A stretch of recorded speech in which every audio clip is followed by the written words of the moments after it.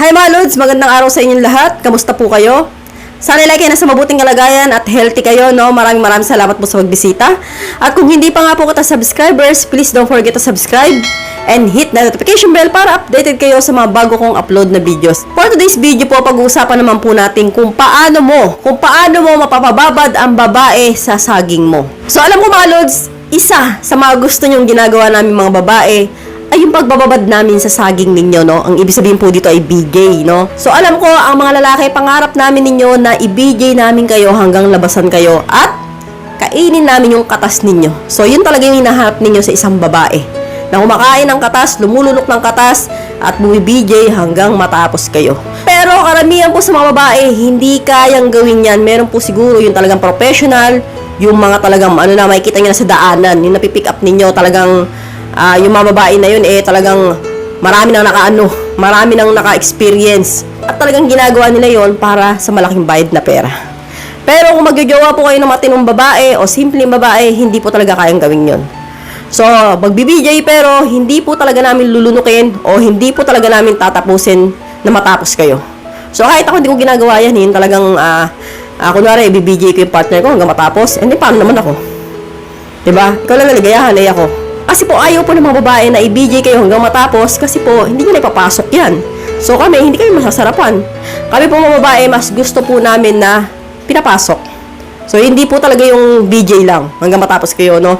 Parang sa amin po hindi po kami satisfied doon. So kaya po ang ginagawa po namin, binibitin po talaga namin lalaki para ipasok sa amin. So ganun po talaga yung dahilan kung bakit may mga babae po talaga na hindi po kayo tinatapos sa BJ. So, ano na kami mga diskarte para magbabad ang girlfriend mo sa saging mo? Number 1. So, kainin mo siya na parang wala ng bukas. Ang ibig sabihin ko po dito, kainin mo siya ng bonggang-bongga hanggat mamilipit siya sa sarap. So, kapag kinain mo siya ng bonggang-bongga, no, yung babae na yan, excited yan. Mai-excite yan. Kasi nga nababalo siya sa sobrang sarap ng ginagawa mo. So, kapag ginawa mo na nga po yan, no, na kinakain mo siya ng parang wala ng bukas, so saka ka po papasok sa 69, no? Mag-69 po kayo, pares po kayo magkakainan. So, mag-uubusan kayo ng lakas. So, kapag kinain niyo po yung isa't isa na matagal, mag-uubos yan. Wala na po kayong saging tsaka petchay. So, hindi ko alam kung paano po kayo iihi. Bahala na po kayo sa buhay ninyo. O, joke lang, tawa na naman kayo. So, nagbibiro lang ako. So, yung nga po mga Lods, no, kung gusto niyo po magbabad yung babae, napakagandang 69. Kinakain ka niya, kinakain mo rin siya. So, bakit nga ba magbababad ang babae dyan? Kasi po, the more na nasasarapan kami, the more na nagbababad ka dyan, magbababad din kami sa inyo. So, lumalaban po ang babae pag ganyan. So, habang kinakain mo siya, kakainin ka rin yan. So, syempre, no, para si po ay masasarapan, magbababad po siya sa saging mo.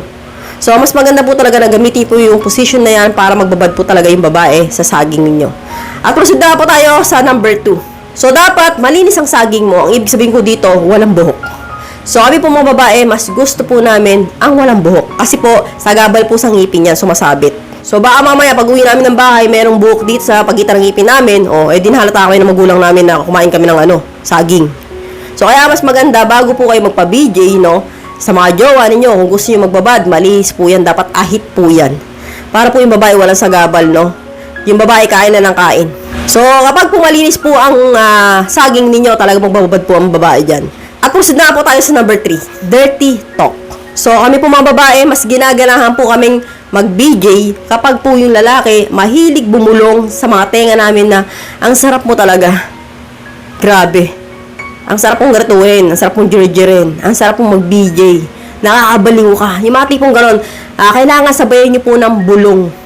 Kailangan sabayin nyo ng mga salita ninyo para po yung babae mas ganahan mag-BJ sa inyo. So kasi mga Lods, kapag po kayo ay nakapikit lang, wala kayong reaction, tapos napakahina pa ng ungol ninyo, yung babae aantokin sa inyo.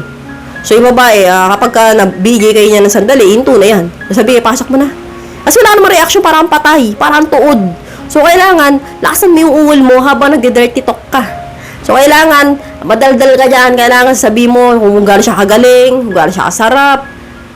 Tapos, sabi mo, hindi kita makakalimutan talaga. Ikaw lang talaga yung babaeng, sa'yo lang talaga ako, nasasatisfy. Yung mga tipong gano'n para yung babae, ganahan, talagang ibibigay ka ng kalating oras. Hanggat maputput yung saging mo, bahala ka na sa buhay mo.